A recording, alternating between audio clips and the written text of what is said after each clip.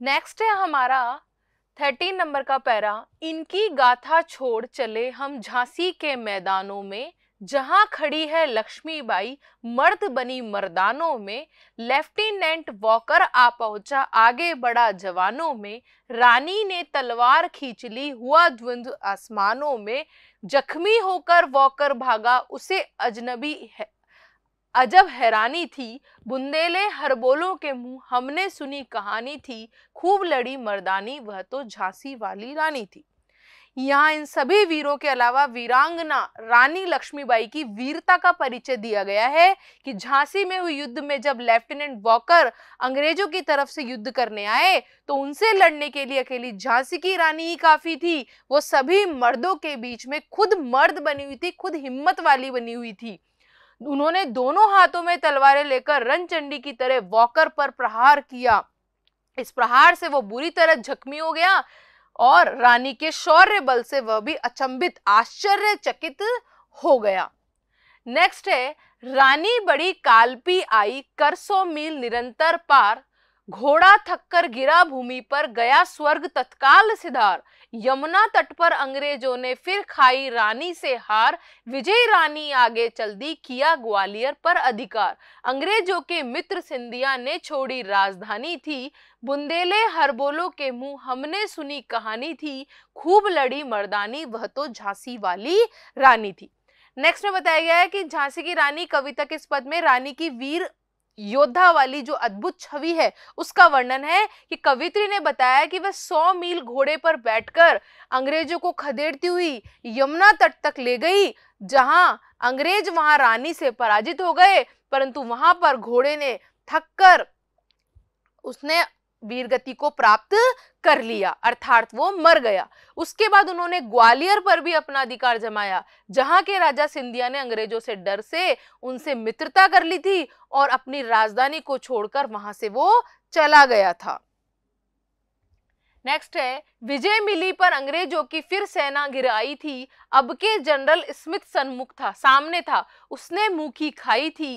काना और मंदरा सखियां रानी के संग आई थी, युद्ध क्षेत्र में उन दोनों ने भारी मार मचाई थी। पर पीछे हीरोज आ गया हाय घिरी अब रानी थी, बुंदेले हरबोलों के मुंह हमने सुनी कहानी थी। खूब लड़ी मर्दानी वह तो झांसी वाली रानी थी। यहाँ बताया गया है कि जनरल स्मिथ ने अब सेना की कमान संभाल ली थी। लक्ष्मीबाई का साथ देने के लिए उनकी दो सहेलियां कान्हा और मंदरा युद्ध क्षेत्र में उनके साथ उतर आई थी। इन तीनों ने मिलकर अपनी वीरता और साहस के दम पर कई अंग्रेज सैनिकों की लाशें बिछा दी थी, परंतु तभी पीछे से जनरल हीरोज ने आकर रानी को घेर लिया और वहीं रानी उनके शिकंजे में फंस गई।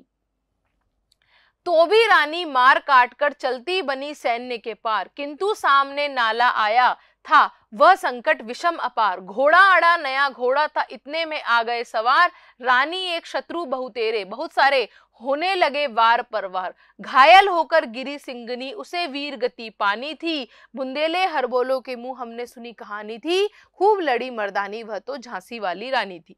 इस कविता में बताया गया है, इस पद में बताया गया है कि रानी जैसे जैसे बसते हुए दुश्मनों के बीच से निकलकर बाहर आ गई थी, लेकिन अचानक उनके सामने एक चौड़ा नाला आ गया और जो उनका नया घोड़ा था वो उसे पार नहीं कर पाया और वहीं अड़ गया। बस यही शत्रुओं ने मौका पाकर उनको अकेली पाकर कई वार पे वार किए और झांसी की रानी यही अपनी अंतिम सांस लेते हुए वीर गति को प्राप्त कर लिया। रानी गई सिधार चिता अब उसकी दिव्य सवारी थी, मिला तेज से तेज तेज की वह सच्ची अधिकारी थी।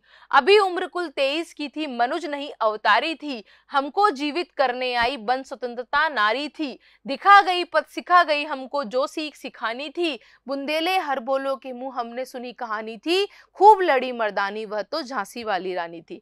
इसमें रानी की दिव्यता, उसके तेज का वर्णन किया गया है कि रानी अब परलोक सिधार चुकी थी, परंतु उनके चेहरे पर सूरज के जैसी चमक छाई हुई थी।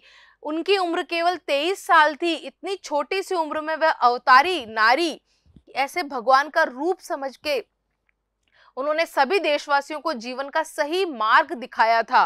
क्रांति की चिंगारी का बीज सही मायनों में उन्होंने ही देशवासियों के मन में बोया था। जाओ रानी याद रखेंगे ये कृतज्ञ भारतवासी, यह तेरा बलिदान जगावेगा स्वतंत्रता अविनाशी। होवे चुप इतिहास लगे सच्चाई को चाहे फांसी, हो मदमाती विजय मिटा दे गोलों से चाहे झांसी। तेरा स्मारक तू ही होगी तू खुद अमिट निशानी थी, बुंदेले हर बोलो के मुंह हमने सुनी कहानी थी, खूब लड़ी मर्दानी वह तो झांसी वाली रानी थी। यहाँ लेखिका कहती है कि रानी का ये बलिदान सभी देशवासी हमेशा याद रखेंगे, चाहे दुश्मन अपनी वीरता का परचम लहरा रहा हो, फिर भी वो अपनी तोप के गोलों से झांसी को मिटा दें, लेकिन झांसी की रानी लक्ष्मीबाई हमारे मन में हमेशा बनी रहेगी। चाहे उनका कोई स्मारक बने न बने, लेकिन वो वीरता और साहस का एक खुद उदाहरण बनेगी और हमारे इतिहास में हमेशा हमेशा के लिए अमर रहेंगी। इस तरह से ये इन पदों का भावार्थ कंप्लीट होता है। अब इसके क्वेश्चन आंसर्स देख लेते हैं।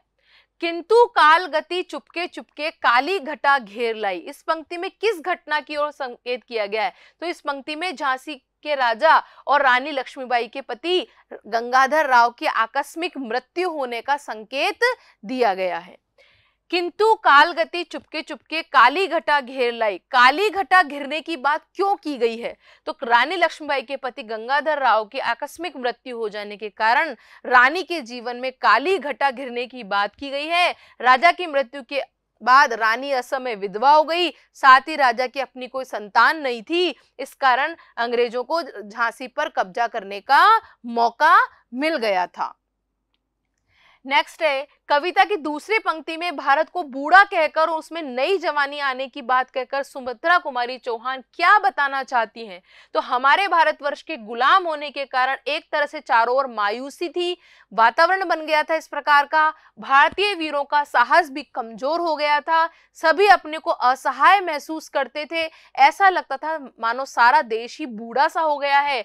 परंतु ऐसे बोझिल वातावरण में झांसी की रानी आने से देश में एक नई उमंग जाग गई थी, नया वातावरण बन गया था, लोगों में संघर्ष की नई भावना जागृत हो गई थी। एक बार लोग पुनः स्वतंत्रता प्राप्ति की ओर प्रयत्न करने लगे थे। यही बात सुभद्रा कुमारी चौहान उपयुक्त पंक्ति द्वारा बताना चाहती हैं। नई जवानी से ही कहा गया है। झांसी की रानी के जीवन की कहानी अपने शब्दों में लिखो, ये भी बताओ कि उनका बचपन तुम्हारे बचपन से कैसे अलग था। झांसी की रानी का नाम लक्ष्मीबाई था, बचपन में उन्हें छबीली नाम से पुकारते थे। वे अपने पिता की इकलौती संतान थी, वो कानपुर के नाना साहब की मुंहबोली बहन थी। लक्ष्मीबाई बचपन से ही वीर और साहसी थी। लक्ष्मीबाई का विवाह झांसी के राजा गंगाधर राव से हुआ, परंतु राजा की आकस्मिक मृत्यु से रानी के ऊपर संकटों के बादल लहराने लगे। अंग्रेज सरकार राजा की निसंतानता का लाभ उठाकर झांसी पे कब्जा करना चाहते थे, परंतु रानी ने इसका पुरजोर विरोध किया और अंग्रेजों को कड़ी टक्कर दी। और बचपन से उन्होंने खिलौने और गुड्डा गुड्डियों से खेल नहीं खेला, बल्कि उन्होंने कृपाण, बर्छी, भाले और तलवारें चलाना सीख लिया था। उसी तरह से लक्ष्मीबाई का बचपन अन्य बच्चों से इसलिए भिन्न था, उनकी उम्र के बच्चे खिलौने से खेलते थे, परंतु उनके खिलौने बर्छी, भाले, ढाल, कृपाण जैसे हथियार थे। वे बचपन से ही नकली युद्ध का खेल, शिकार करना, दुश्मनों के लिए चक्रव्यूह की रचना करना आदि युद्ध से संबंधित खेल ही खेला करती थी। इस प्रकार उनका बचपन हम बच्चों से बिल्कुल भिन्न था, अलग था। वीर महिला की इस कहानी में कौन कौन से पुरुषों के नाम आए तो आपको पता है कि एक पैराग्राफ आया था जिसमें बहुत सारे नाम दिए गए थे। इस कहानी में वीर शिवाजी, नाना दूदू पंत, पेशवा, तातिया, अजीमुल्ला, अहमद शाह मौलवी, ठाकुर कुंवर सिंह, सैनिक अभिराम आदि अनेक वीर पुरुषों के नाम आए हैं। नेक्स्ट है, कविता में किस दौर की बात की गई है? कविता से उस समय के माहौल के बारे में क्या पता चलता है? तो कविता में स्वाधीनता संग्राम के प्रथम दौर 1857 की क्रांति का समय है। कविता से उस समय के माहौल के बारे में पता चलता है कि अंग्रेजों ने धीरे धीरे से अपना साम्राज्य हमारे देश में फैला लिया था। उस समय भी हमारे देश में स्वतंत्र होने की भावना के बीज फूटे जरूर थे, परंतु संगठन का, एकजुटता का अभाव होने के कारण, राजाओं की स्वार्थ प्रवृत्ति, आपसी फूट आदि के कारण हमारा आंदोलन सफल ना हो पाया। ऐसे विषम वातावरण में भी झांसी की रानी लक्ष्मीबाई और कुछ अन्य वीरों ने स्वतंत्रता की चिंगारी को सुलगाने का अभूतपूर्व प्रयास किया था। नेक्स्ट है, सुभद्रा कुमारी चौहान लक्ष्मीबाई को मर्दानी क्यों कहती है? झांसी की रानी एक महिला होते हुए भी पुरुषोचित गुण, साहस, वीरता, युद्ध कला में निपुणता, निडरता आदि गुण विद्यमान थे। उन्होंने युद्ध भूमि में अंग्रेजों के दांत खट्टे उन्हें हरा दिया था। उनकी वीरता का लोहा भारतवासियों के साथ अंग्रेजों को भी मानना पड़ा था। अतः सुभद्रा कुमारी चौहान ने लक्ष्मीबाई के इस अभूतपूर्व साहस, शौर्य और वीरता का परिचय कराने के लिए मर्दानी शब्द का प्रयोग किया गया है। मर्द जैसी लड़ना।